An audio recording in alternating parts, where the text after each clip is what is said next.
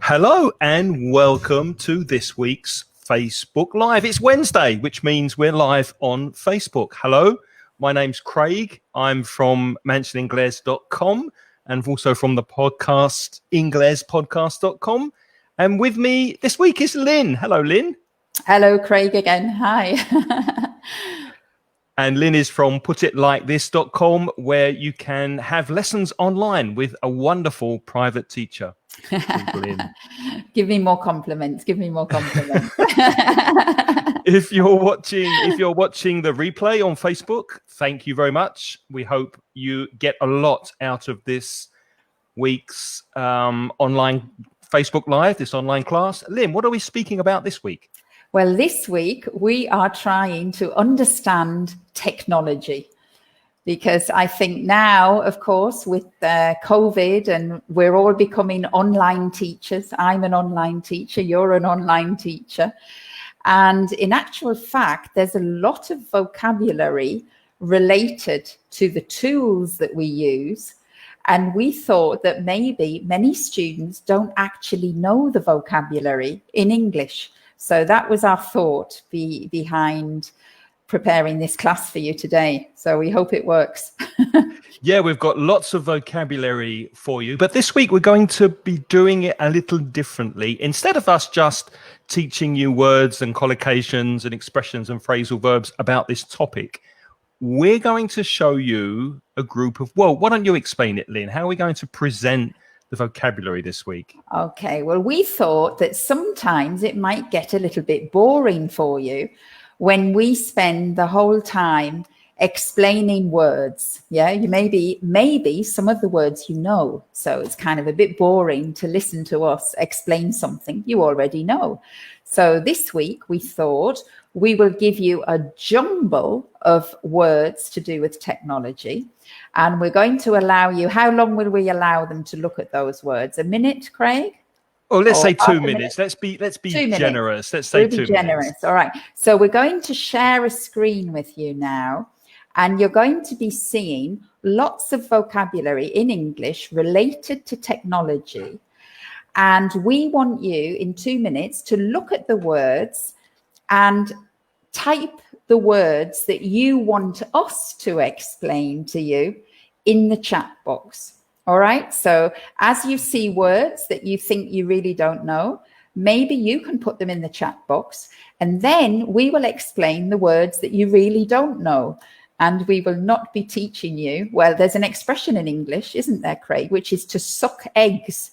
Do you know that expression?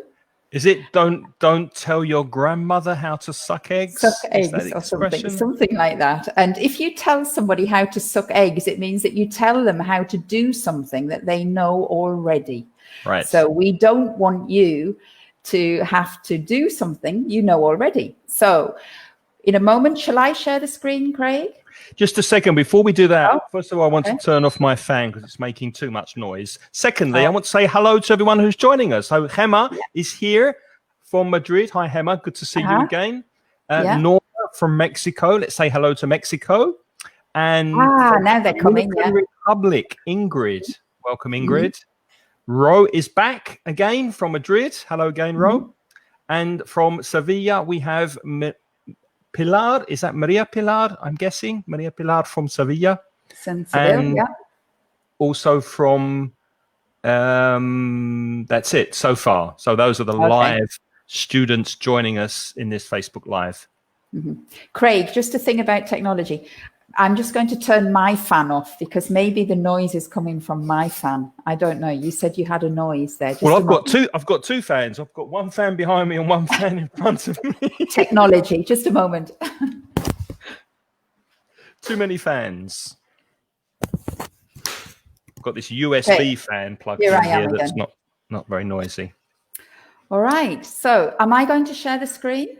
Yeah, you share the screen, Lynne. So again, for people who are just jumping in, Felipe's just joined us from Chile, and Flavia from Tucumán, and Johnny from Chile. Hello.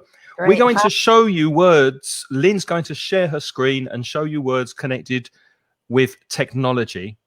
And the words that you don't recognize, that you're not sure about in English and you don't really know how to use them when you're speaking or writing, just write them in the chat box, and we will explain them to you and give you examples, because we don't want to waste your time explaining words you already know. Okay, so just write the words you don't know in the chat box, and we're going to give you about 2 minutes. Okay. Okay, Lynn, away you go. Okay, here we go. All right. Hi, Marcella. From Colombia. I've got 6 countries already in the chat room. Wonderful. That's That's amazing. technology, you see. Can you see that? I hope everybody can see that. It's coming up now. Yeah. So you should be looking at a selection of words all connected to technology. Let us know if it's too small, although I don't think we can make it any bigger. I think it's as big as it's going to get, but please tell us if it's readable, if you can see these words, and then have a look, browse the words, and then write any that you're not sure of how to use in the chat room, in the chat box, and we'll explain them to you. Hi, Ellis from Mexico. Welcome. There's Zebenzui from Tenerife. Yeah. Wow. And Kathy's with us as well. That's right. Karina from Mexico. And Erika from Argentina. Hi, if you're just joining us now, we're asking you to look at these words about technology and then write them in the chat box if you don't understand them, if you're not sure what they are in the technology area. They're all connected to technology. We use them very often. Unfortunately, Hema is already saying that she can't read it. Oh, dear. Yeah. Is that the same for other people? Can you tell us if you can read it or not? If not, I have another possibility. Well, what I can do, Lynn, is I can copy the link in the chat box, and people can actually, it's just an HTTP address. So you can put it in another window if you want to. Yeah, if you can you copy the address, Craig, or shall I? I can, right? I can post the words. Should I just post the words in the chat room? No, just wait a moment. I can do this for you if you want. So I'll put it in the chat box. If I can chat. I can't chat at the moment because I'm sharing the screen, Craig. Can you? Can you copy the address or not? Let me see if I can grab it. Nobody else is saying whether they can see the screen or not. I think it might be easier if I just paste the words in the chat room. Okay. It's going to be easier, I think. So I'm pasting the words that you probably are having. It's come out as one big text blob. That's not good. Well, that's okay. You can still read some. Okay, so let me post the link. Javier says he can see it. Good. That's good. The link is going into the chat room now. And for those of you who are just joining us, this link will take you to a lovely vocabulary board that Lynn's created in Padlet. And just a quick hello to Doris, who's joined us from Peru, to Jen, Christina, hello again. Yaber is with us again. Hi, Yaber. Yaber can see it. Good, thank you. Excellent. Thank you. So again, if you just joined us, we're struggling with technology, but I think we're getting there. So we would like you to look at these words on Lynn's Padlet board, and then if any seem strange to you, any words that you're not sure about that you want us to clarify, to explain, to put into context and example sentences, write those words in the chat box and we will explain them to you and explain how to use them in English. So all of these words are based around technology. Felipe can see the words, bit small. Yeah, sorry about that. Okay, we've got 2 from Ro. We've got upgrade and bin. Ro wants to know how to use those. Okay, I'll stop sharing them now. Okay. Yeah. Upgrade and bin. Yeah. Stop sharing them, Lynn. Okay. I've just made a banner, and these two words we need clarifying. So shall I do upgrade, you do bin? Yeah, that sounds good. A grade, is it grado in Spanish, where you have like different levels of something? You can have grade A, grade B, grade C. So if you go up a grade, you improve something. So any upgrade in theory should be an improvement on what you had before. Upgrade can be a verb and it can be a noun. To upgrade your computer means to make it faster, more modern, so that it works better. An upgrade is the noun, and you can get an upgrade also in software, for example, a software upgrade. So you get improved functions and improved software.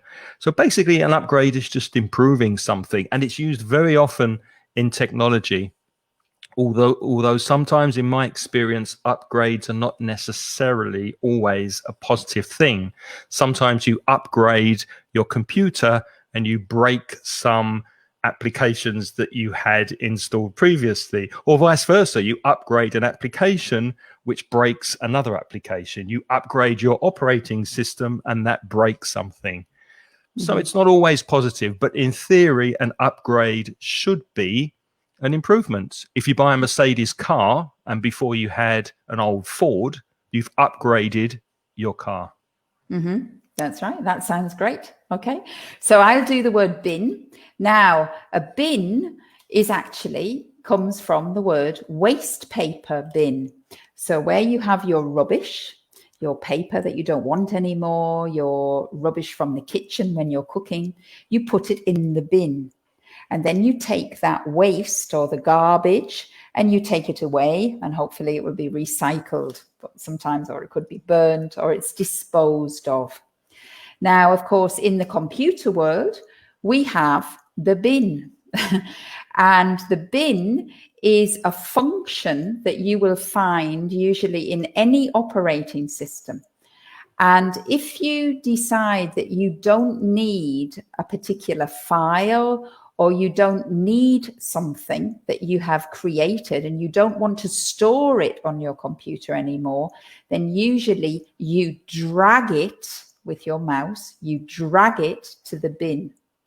Now, the good thing about computers is that the bin is only emptied when you tell it. So that's a great thing, because your bin at home, you put something in the bin, and then if you change your mind, it's already gone. But the good thing about computers is they know what we're like. So if you put things in the bin normally, then you do have an option to retrieve them or recover them from the bin, and then they're not lost forever. So that Of course, upgrade and bin. of course, bin is very often used in British English. In American English, they might say trash. So They the might say trash trash. can or the trash would be more of an American English expression. Exactly. We've got two more words. We've got to back up, which is one of my favorite things, because unfortunately, years ago, I lost a lot of important photographs and information on my computer because the computer crashed, which means it broke down, it stopped working. And I did not have an extra copy of my photos and my files. I did not have a backup. So backup can be a noun, a backup, an extra copy, or a verb to back up something. And when it's a phrasal verb, you can separate it. So you can back something up, back your computer up. You can back your hard drive up, disco duro. So you back things up in case you lose the original copy.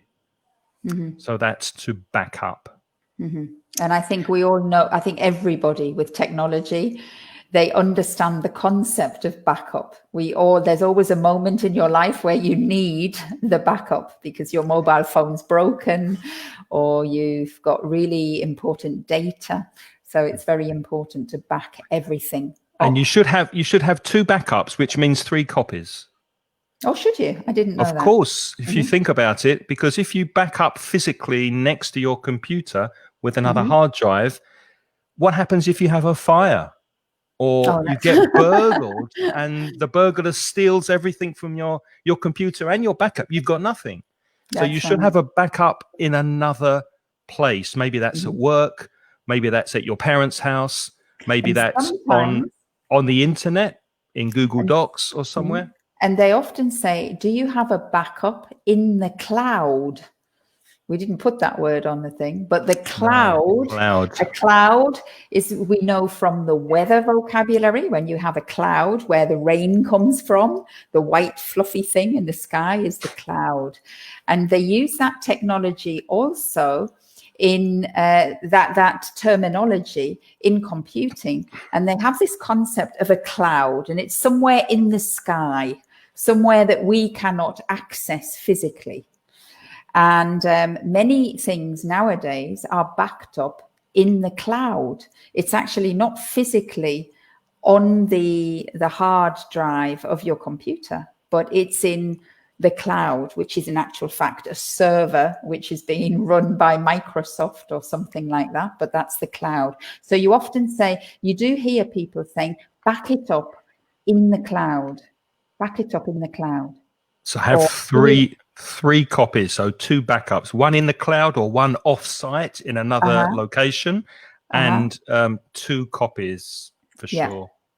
Okay. Here's a good one for you, Lynn, to boot up. To boot up. I love that one. Now Gemma that's wants another. to know what boot up means. That's right. Somebody has here. It's another phrasal verb, to boot up, but this time, unlike the last one, which was backup. Backup, you could use it as a verb and a noun, but to boot up, we only really use as a verb. And to boot up is strange. I have no idea where it comes from because it's a strange word, isn't it? I don't know. To boot up means to start your computer. So when you press the power key on your computer, and usually you have to wait a few seconds or a few minutes and until everything starts loading and all the programs start to work, that is booting up your PC.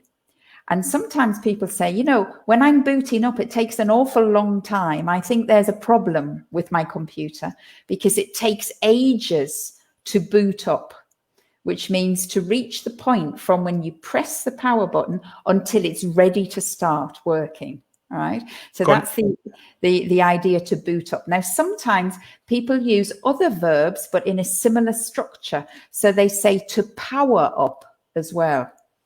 Right, which is also a little bit more visual, maybe, to power up, to boot up, or to start your computer. And there's an interesting question from Eva who's asking, well, does it mean reiniciar? Well, it actually doesn't, does it? Because the boot up is iniciar. Is iniciar. How would you say reiniciar in English? That's a lovely one. I'm sure that Eva might, well, somebody can guess because we invent this vocabulary. So if it's reiniciar, it is to, does anybody know? Can anybody guess in the chat box? Just give it a moment. What's the prefix that means do again? If you have to write something again, or if you have to do something again, what's the prefix? Should we tell them? Yeah, I think so. To reboot. To reboot. Rewrite. So we lose the preposition at the end. We lose the preposition and we say to reboot. Felipe said to restart. And Eva has said to reboot. Exactly. Right. Yeah, also. So to reboot, which means to restart. Okay. Another question we've got here. I've lost it. Oh, yes. Hotkeys and keyboard shortcuts. Something that I've been working on. That's work in progress for me. I'm not very good with. I'm good with some hotkeys. A hotkey is where you have you do things with your mouse very often, and you're moving your cursor, you're moving your mouse around very often. Well, it's much easier sometimes to just hit one key or press one key and do the same function. Maybe it's copy, maybe it's paste. So you can map or connect the keys on your keyboard to actions of the computer. So copy, paste, cut, for example, you can have certain keys do those functions. And the keys, maybe, in case people don't understand the word keys, the keys are the individual buttons on your keyboard. This is a keyboard. Vicente has a question that's not really technology related, but we can answer it for you, Vicente. Concern. I think that's we use very often as a polite way of saying problem. You can say I have a problem, but that sounds quite negative. You can say I have a concern about my computer. There's something that is worrying me or concerning me. My attention is fixed on it in a troubling way. I have a concern about the way my webcam's working. I'm worried about it. Would you agree with that definition? Yes, and also we have a noun, which means concern, and often that's used to mean company. So you can say Microsoft is a big concern, or you could say Apple is a huge concern in the United States. And in that sense, it doesn't mean that it's a worry, but it means it's an organization or a company. Yeah. That's less common, that usage of the word concern. I don't know which one that student wanted. I'm not really sure.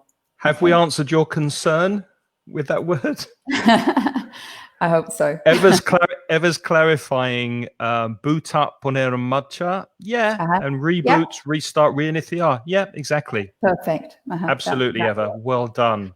And Ellis Ellis Escobar is saying is like Control C. Is that an example of a hotkey? And it is. Control C is the hotkey that's usually used for copy. Yeah. And then we have Control V is paste, for example. So that's on a Windows keyboard. Of course, if you have a Mac computer, it will be Command C. So depending on your operating system. Command C or Control C. Yeah. Okay. Yeah. Ever says a huge concern. Weird. Yeah, it is weird. But it's it's quite a formal way of saying problem, basically. Yeah. I have a concern about the way you're learning your vocabulary, Eva. I have a huge concern about your motivation in English. So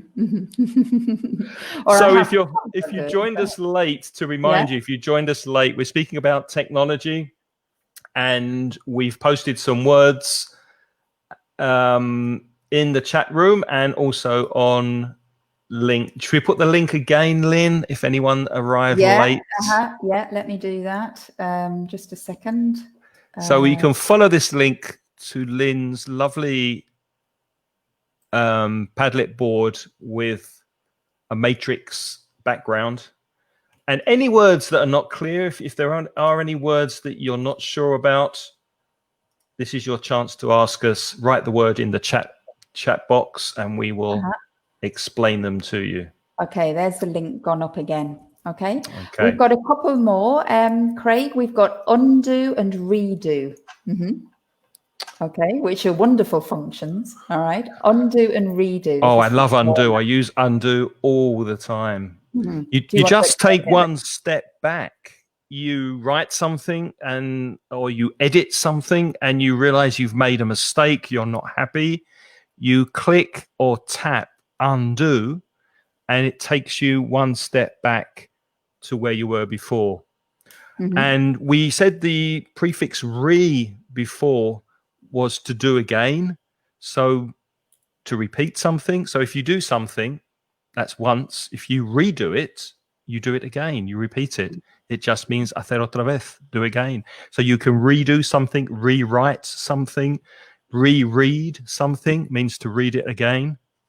So and there's a lovely hotkey that I use. We've already explained the word hotkey, and there's a hotkey that I love on I have a Microsoft. I haven't got an Apple system, but usually the F4 key is redo. And I find that really useful. It is. The I didn't know that. Okay. There you are. I'm teaching you some hotkeys. There's lots of hotkeys that we don't know. And I've actually picked up hotkeys from colleagues, you know, like copy and paste, and those ones I used to always use my mouse or the pull down menu. But when you actually learn the hotkeys, it is much quicker, so much faster. Yeah. And redo is usually F4 on a keyboard, and it's really, really useful. So if, for example, in Word, you've created some text and you've made it a nice color and a nice font, and you've changed a few things, you just click redo and it keeps redoing it in all Microsoft applications. Yeah, with F4. Okay. Christine's asking about switch on, which is a phrasal verb. And also you can say turn on, which is another phrasal verb. And there isn't a lot of difference when you're speaking about electronic gadgets, computers, mobile phones. You switch them on and you switch them off. So again, switch on and turn on, both separable phrasal verbs. You can put the object in the middle. So to switch on the TV, or to switch the TV on, and to switch the computer off. So switch on, switch off, turn on, turn off. And then, of course, if you're speaking about volume, you can turn up and turn down. But we don't say switch up and switch down. But we do say turn up the music, have it louder, and turn down the music. With these phrasal verbs with the prepositions, for many phrasal verbs, you need to develop a sense of the movement behind the preposition. So up, we all know that up is this way and down is this way. Yeah. On means encendida. Yeah. So it's power plus. Yeah. And off is the opposite. So you can actually make phrasal verbs with on and off. Right. So you can change the verb itself, switch or turn, but it means the same: to turn on or to turn off, to switch on or to switch off. Okay. And then with up and down, because we're talking about volume, we're talking about increasing or decreasing. Yeah. And there's a slight difference between the verb turn and switch, because many times it's used, they're used synonymously, which means they mean exactly the same. But there is a difference, because a switch is something that closes an electronic circuit. So when you close the electronic circuit, it's a switch. And usually a switch you press with your finger. All right. Now, turn is usually used not for a switch, but it's used for a dial. The dial is round. Right. Now, in the past, of course, radios, some machinery had dials. So that's where we have the idea turn on and turn off. But for example, if you're talking about lights, we often say switch on, switch off, because it's just a switch. Right. So, but there's very little difference, but that is the difference. Turn refers to a dial because we turn it, and switch refers to your finger, the action that you do with a finger to close the electronic circuit. And we've got a speaking about continuing with that idea of Lynne's of prepositions of direction, turn up, turn down, etc. Gemma's asking about scroll up. To scroll, well, in the old days when we used to have paper, do you remember paper? Remember this? Remember this stuff, paper? But a scroll would be a round piece of paper that you would roll up like this to scroll. A scroll of paper would be round, and monks used to write on scrolls of paper and parchment in the old days. And that's changed over now to computers, because when you have an internet website, for example, or an open Word document, you can move up and down the page by scrolling. So you scroll up the page and you scroll down the page. And as Lynne said before, that idea of the preposition taking you up or down is the same with the word scroll. So Gemma, it's basically moving the page up, scrolling up, and moving the page down, scrolling down. That's Scroll one of down. that's one of the words that causes the biggest problems with my online students, because when we're sharing, I'm saying scroll up, scroll down, and they say, what do you mean? What do you mean? And I mean, move the page up, move the page down. Okay, so scroll up, scroll down. And we have at the side of the screen, in all computer screens, if the contents of the page is longer than the screen, then at the side of the screen, we have a scroll bar. Yeah, a scroll bar, which is that long line. And if you put your mouse in the scroll bar, you can scroll up and scroll down, okay, as well. All right. Okay, if there are no more questions about vocabulary, should we move? We do have one. We do have one, which is really important. And on the page, there was three dots. And somebody said, how do you say three dots? Yeah, I think it was Felipe Vasquez has asked, how do you say the three dots? Now, those three dots appear in many, many applications now. You see them on your mobile phone in the applications. You see them in the Padlet wall that we use sometimes to give you homework. All right. And those three dots is the more function. That's what we say. So can you see more? Click on more. And it means más, or more things. All right. Now you see that also in your browsers. Sometimes the three dots are in the other position. They're vertical. Yeah. And sometimes they are horizontal. But where you see the three dots, we don't say click on the three dots. We say click on more. And more is the name of that function. Okay? And sometimes when you click on those dots, you get to a drop-down menu. And you know menus from restaurants and bars, you go in and there's a menu of things that you can order. Well, if something drops down, it falls in that way, in that direction, go down. So the menu drops down when you click on those dots. And you often see that, especially on mobile phones, where the real estate, the space is very small. They have lots of these drop-down menus for you to choose different options.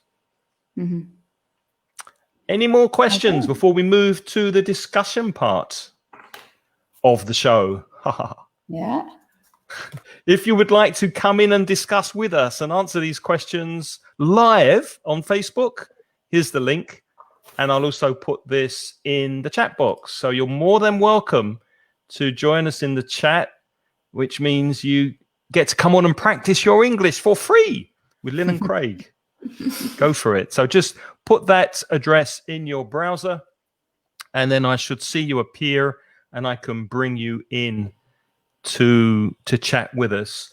And if you're feeling a bit shy, then just turn off the video and come and speak to us with audio only. That's a possibility.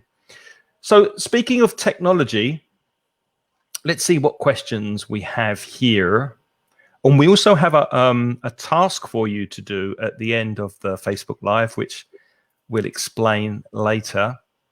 So how about this? What is the function that you actually appreciate the most? Now, you wrote this question, Lynne, and I'm kind of interested to know exactly what you mean by function. Do you mean a function inside software, or a function of any device? Or could you explain what you mean by function?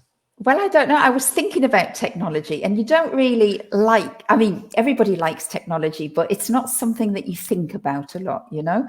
And so when we were thinking about this program, I thought, okay, so, you know, all those computer programmers, they've done so much work to create this technology for us.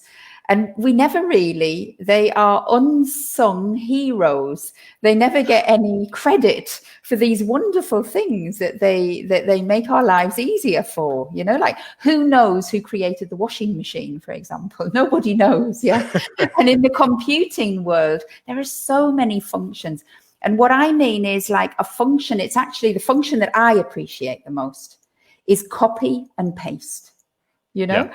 Now, copy and paste, it's actually within an application, but it's such a clever function that any new application now has copy and paste. We take it for granted, yeah, don't we? We take it so much for normal.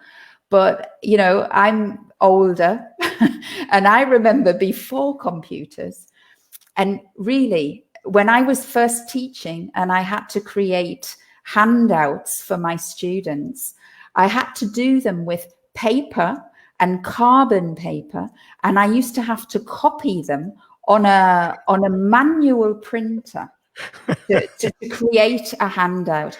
And if you made a mistake, you had to start completely again. And if you had something that was repeated and repeated, you had to manually create it over and over again. Do you know how much time copy and paste has given me back in my life?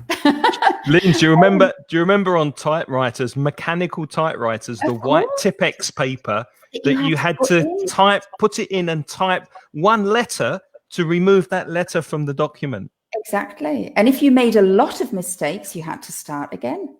And if let you me had ask you, copy underneath, it didn't work.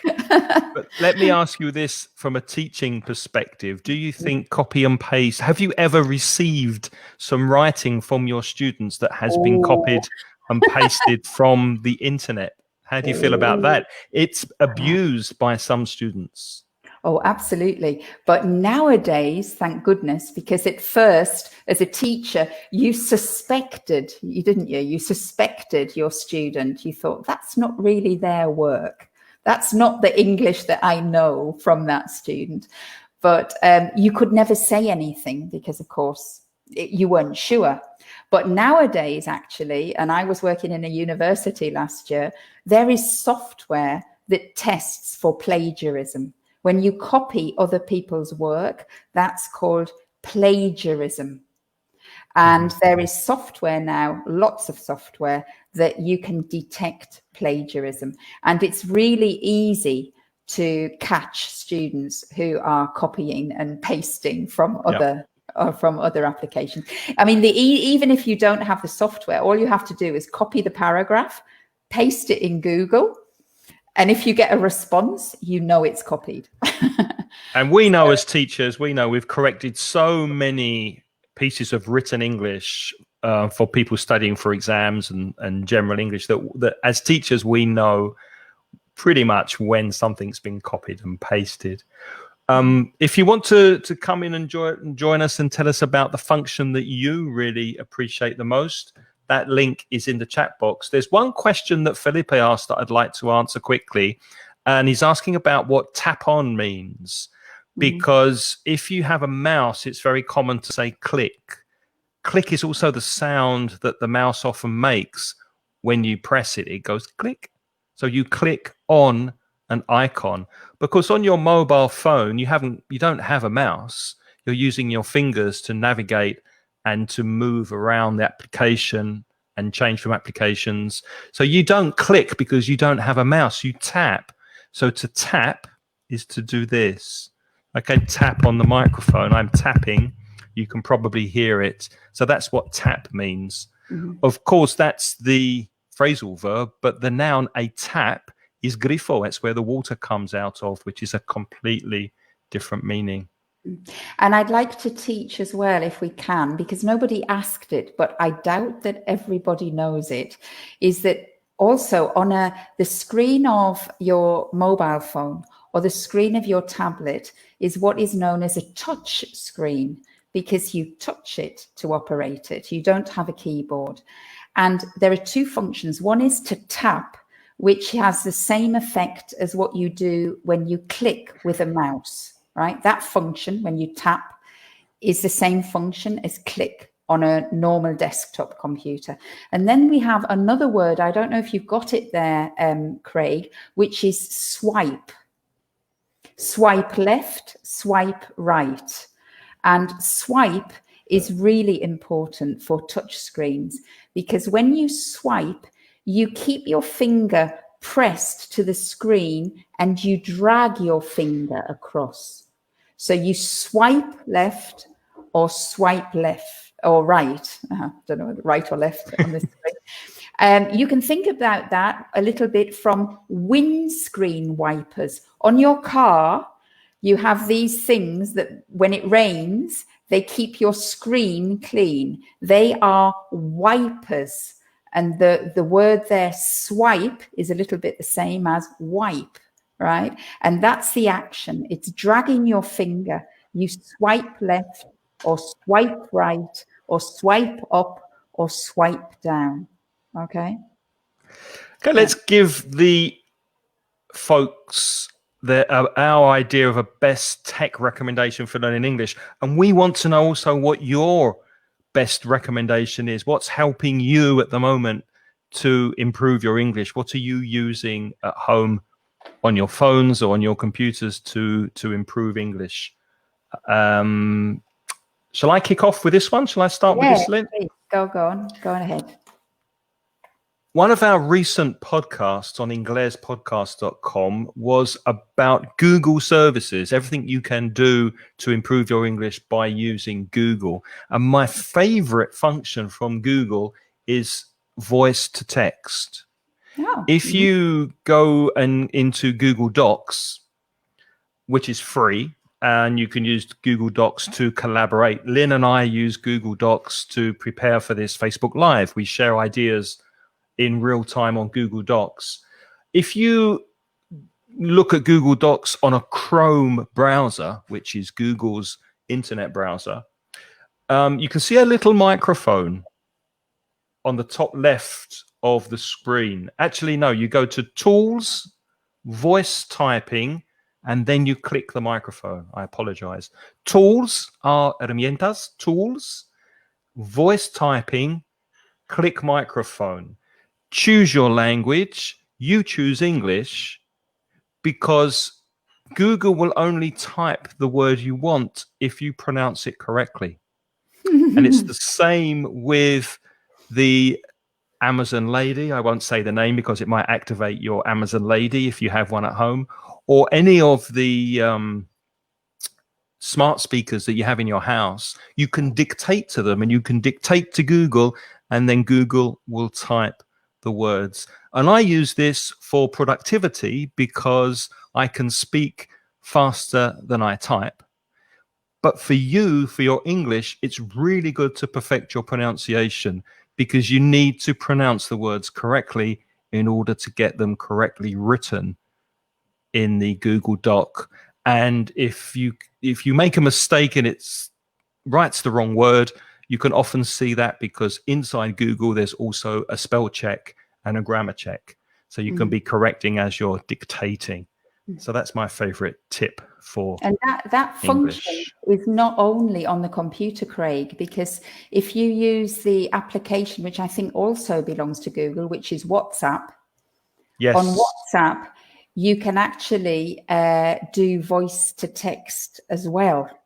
And you can record, instead of typing a message, you can hold, I don't know how to do it. I used to know how to do it, but it's not very complicated. It's like recording the voice message, but you choose a different option and it will actually transcribe what you dictate into the mobile phone. So that's also a very quick way for you to check your pronunciation and practice your pronunciation. That's a great tip, Craig. That's really nice. It also works on mobile phones as well. So if you want to use it on your mobile phones, and if you want more tips on Google, I'll put the link to the podcast in the chat room, so you can go and listen if you want more help with Google products. Rose asking about deslizar. Is that to slide? I think. Just swipe. Swipe. I think that he was trying to provide the Spanish for to swipe. Yeah. Okay. Christine says she uses it a lot. Well, I'm pleased that you do. Is there any app in iOS for what exactly, Ellis? An app? A Google equivalent in iOS. Yes, you have Siri in iOS. So Siri is very similar. You can dictate messages and emails inside Siri. I personally don't think it's as accurate as the Google voice to text, but it's very, very good. So if you have an iPhone or an iPad, then use Siri, activate Siri in English. Make sure you choose English because that's what you want to practice and perfect. Christine says that sometimes it can be a bit frustrating because if you don't pronounce it properly, the results shown by Google can be quite unexpected. I agree. And sometimes it's not perfect. Yeah. It's not perfect. And sometimes when I use Google Translate, I'm frustrated because it's not translating into Spanish what I want. But it's a help. It doesn't solve all the problems and it's not perfect, but it's getting there. And voice to text has really, really improved in the last 10 years. I'm amazed sometimes at how good it actually is. So it's not quite perfect yet, but keep on with it. And speak slowly and speak clearly, and it will help you. Think about your pronunciation. Okay, should we have another question? Nobody's come in to say hello yet. Do you want my best tech recommendation? Oh, I'm sorry, Lynne. I apologize. Yeah, your best tech recommendation. I don't know if this is more interesting for them. I think the tech recommendations. Okay. Yes. So, okay, I'm using a lot of technology now, so it's hard to choose one, but I thought this one is quite good for vocabulary recycling. There's a little app called an application which you can use on your computer, but you can also install it on your mobile phone, and it's called Quizlet. And afterwards, in the homework, the task that we're going to set you, I've given you a link to Quizlet. And with Quizlet, basically, you can create what they call flashcards. So you know that when you want to learn lists of vocabulary, traditionally, maybe you had a little book and you wrote down the vocabulary and then you promise yourself that you will sit down and learn the vocabulary. In practice, most of you probably, after you've written it, you never open the vocabulary book again. That happens to me when I learn other languages, right? But you try to make an effort to recycle the vocabulary because, of course, that we know usually to remember a new word and be able to produce it, there is some research that has said that you need to see it about 10 to 11, 12 times before it really sits in your memory and that you can produce it quickly. So if we have to recycle words like 10 or 11 times, you need a good system. And Quizlet is basically, you select vocabulary, you create a virtual flashcard. So on one side of the card, you have the new piece of vocabulary. And on the other side of the card, you can either put a definition in English or you could put the word in your own language, right? So in your mother tongue. So it's very quick to create them. That sort of simulates the way that you would be writing them in your vocabulary book. But the power of Quizlet is that after you have created a set, you can play games to check you. So the easiest game is you swipe through the set of cards that you make and you see the definition and you think, oh, I know that definition, it's that. And then you simply have to tap and then the card will turn over to confirm to you whether you're right or wrong. Right, that's the simplest way to do it. But Quizlet also has many like exotic types of games you can play, like Space Invaders, and it automatically creates games with the sets of vocabulary that you create. And the really powerful thing, two things that are really powerful. One is that if you see that you have forgotten what the word is, you can star it. And that means that the next time you play, it's going to ask you the ones you get wrong. So you don't have to keep repeating the things that you have learned, right? But you repeat the things that you can't get right. So that's the one powerful thing. And the really powerful thing for me is because it's on your phone, you can practice vocabulary in all those moments where you have got nothing to do. So you're waiting at the bus stop, and the bus is late 5 minutes. And you think, what am I going to do? Well, you get your phone out and you can do 5 minutes of vocabulary recycling, really easily. Or I'm in the kitchen and I've put my pasta on to boil and it's going to take another 5 minutes. But I don't want to leave the kitchen because I don't want my pasta to burn. But I can take my mobile phone and I can do 3 minutes of vocabulary revision. And for me, because I'm really busy, it's perfect. Whereas if I think I have to take my vocabulary book and sit down and learn the English or the German, okay, I don't learn English, but I learn German and Spanish. Oh, it's such a tiring thing to do. So Quizlet is really powerful, I think. Definitely. There's also lots of pre-prepared lists of words on Quizlet that other students have made that you can use. So if you go into Quizlet and you look for technology or cooking or photography or sport or whatever subject you want to study, whatever area of vocabulary, then you can probably find some really good word lists on there from other students. Raina's trying to connect to say hello. That would be great if you can come in and speak to us, Raina. You need to give permission to your microphone and webcam, I think. That's why I can't bring you in at the moment. It says devices not connected. So keep trying and make sure you agree to the permissions, and then it will let you come in. Should we have one more question before we set the homework this week? I love it. Christine says, I see eye to eye with you. Quizlet is a great one. Wonderful. Good idiom, Christine, as well. She sees eye to eye with us. So, Lynn, you were just talking about being in the kitchen watching your eggs with your mobile phone. Your pasta. What's your favorite phone app? Which app do you find yourself throughout the day going back to and using again and again?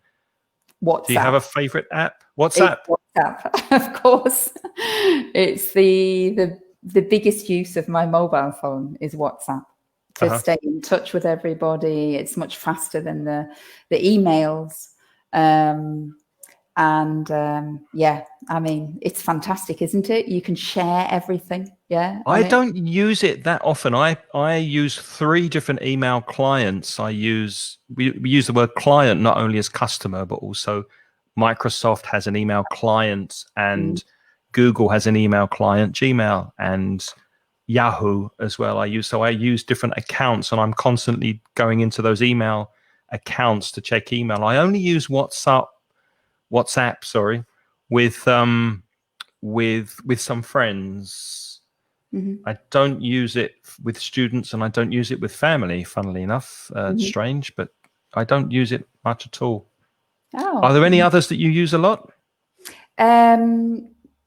Actually, no, not on my mobile phone. Well, I mean, I use some reading apps to be able to read the news, for example.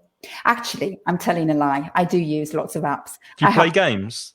No, I don't play games, but I have my banking. I do a lot of banking on my mobile phone now. So I can control my banking. I have banking apps. I have apps to read the newspapers, to read certain things. And I have apps, of course, to listen to podcasts. And that was all recommended by you, Craig. You got me hooked on podcasts several years ago. What's your favorite podcast app? I use the Stitcher app. Stitcher. That was the first one that you recommended to me, and I've stuck with it forever, and I love it. And I have all my podcasts regularly downloading, and so I use the app there. Mo says that she usually uses audiobooks to learn English. That's also very, very useful. Yeah. And she listens to them on YouTube and BBC Radio 4 on Play Store. That's a great idea. There's also a good service that is owned by Amazon called Audible. And I don't have a subscription at the moment, but I used to use Audible to listen to audio books very often. And it's a wonderful way to multitask while you're driving or doing exercise and somebody's reading a book to you. It's amazing. I love it. And that's great for your English, of course, Mo. Yeah. Felipe likes Chromecast. Me too. I use Chromecast on the TV. Yeah, no, that's great. That's a thing that connects your mobile phone and your computer to the TV, isn't it? So that you can see things on the TV? It's still fairly limited. It only connects some services. You can use it for Netflix, you can use it for YouTube and one or two others. But it's still not on like everything. You can't beam to beam means to throw the image of everything that's on your phone onto the TV. Not yet, but it's a very, very good and simple device. Yeah. For using TV. Okay. Have we got anybody coming in to talk to us or not, Craig? I've been putting the link and throwing up the link in the chat box. I'll do it one more time before we go because we only have another 5 minutes. Yeah. And then we have to leave you to go and have our dinner. But there's the link if you want to come and say a quick hello and tell us about your favorite phone app. What's your favorite phone app? Which app do you often use every day? I like Evernote. Evernote is one of my favorite apps. I'll put that also in the chat box if anybody's interested. It's a note-taking app, but not only for taking notes. You can take photographs and it will search the text inside the photographs. So if you see an offer in the supermarket on soup or baked beans or something, you can take a photograph and it will make it searchable. And when you're surfing the net, and somebody asked about the verb to surf, because you surf in the sea, but you can also surf around on internet pages. If you're surfing the net and you see a really interesting web page like putitlikethis.com, you can clip the internet website and save it in Evernote. And it has many other features that are very, very useful as a note-taking app. So that's my favorite app. Great. Rainer says that he's looking at us on his TV right now. He's using Chromecast to watch us on his TV. Oh, really? So how are you doing that, Renee? Are you... Because I don't think you can Chromecast from Facebook. Can you? I wonder how Renee is watching us on TV. Be interested to know, Renee. Okay. Okay. Should I, well, in case anybody connects, but in the meantime, should I explain what we thought about doing for a task for the people today? Yes. Yeah. What's the homework, Lynn? What homework is there for today? We're still trying to encourage you to communicate with each other between the weeks. Yeah. Last time, 2 weeks ago, when we did the cinema one, we had I think it was Eduardo who put up a wonderful recommendation for something on the on the Padlet wall. But we thought we'll try again. So I'm going to share my screen with you, and I'm going to show you something that we are proposing to you to do during the week. Okay, so we've been talking a lot about technology. I hope you can see the screen now. Can you see it, Craig? Should be up there, yeah. Yeah, okay. So we've created another, this is also technology. This is a Padlet wall. And we've created another Padlet wall so that you can interact with each other. Now, if you see here, you can see if you want to access the list of words that we put up at the beginning of the program, you can simply click here and you'll be able to see all the full list of words. Okay. And then you see you've got some posts here. Craig has given you an audio of his top tip for translation. I've given you an audio of how to use Word's online thesaurus. All right. So if you want to do a little bit more listening practice, you can listen to our audios there. And I was mentioning to you about Quizlet, and this is a little video about Quizlet, and it shows you how you can create an account, you can create a free account, and how simple it is to use, and it explains most of the functionality. But what we want you to do, if you want to contribute, is we would really like you to interact with one another over this wall, and then you will be able to practice some of the vocabulary that we've been teaching you, and you can practice speaking or writing or sharing some of your ideas. And I just want to show you, because it's really not complicated. We'll put the address in the chat box in a moment. Yeah, it's already there. It's already there. Great. Thanks, Craig. And when you've got this address to the chat box, it will open in your browser. And all you have to do is on the wall or on this pink button at the bottom or anywhere on the wall, just double click. And you see that you can create a new post. So here I can say new post to share. You give it a title. And then where it says write something, you can write text here.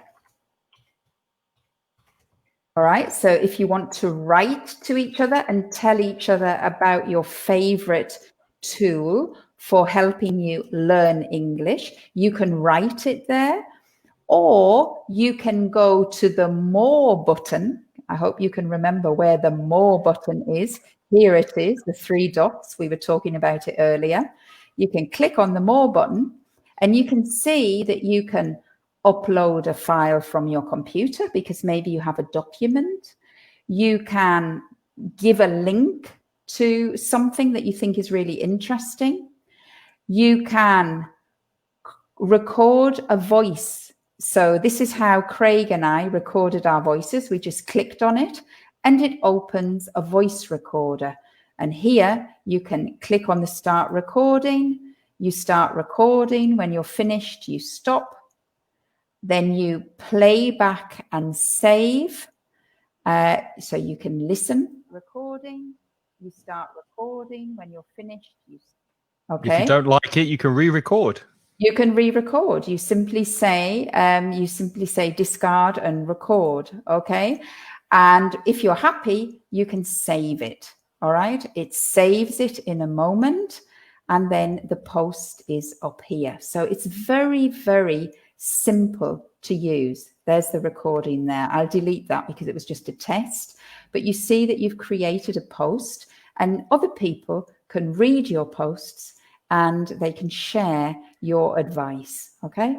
Now I'm going to now delete my post and I hope you can remember the word. I'm putting it in the, where am I putting it, Craig? In the bin or in the trash can. There we go. Put it in the bin. Bye-bye. Put it in the bin. Okay. Put it in the bin, Lynn. I've put it in the bin. Right. So I hope that I'm stopping sharing now. I'm coming back to you. Okay. Yep, you're back. All right. I hope that that has shown you how easy it is to share with each other. So it's really not more difficult than using the chat box, but it's a good opportunity for you to practice your English in a real context. Yeah. Use your English to recommend something to use to each other. And if you're feeling really adventurous, you can also use video, can't you, Lynn? You can record yourself on camera if you're feeling really adventurous. Yeah, there's another option there. You can record yourself on camera. The difference to coming into live into the broadcast is that you can look at it a few times first and decide whether you like it before you post it.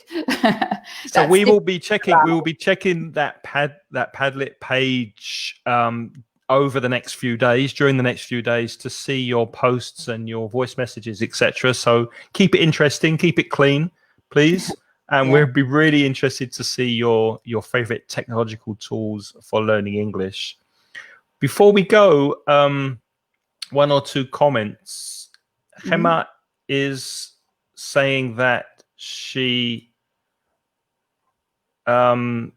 uses her phone to Chromecast. Oh, wow. And Renee also says that it's an icon at the top of the page on her Samsung phone. So I did not know that. You can even use Chromecast on a Samsung phone to put things like Facebook video on your TV. I did not know that. I hope we look nice on the TV. I was thinking that. I mean, we're on the Renee's television. My God. We're on television. I thought I was just on a computer. Okay. So that's it for this week. We want to thank you very much for spending your time with us. It's been a lot of fun. We've thoroughly enjoyed it.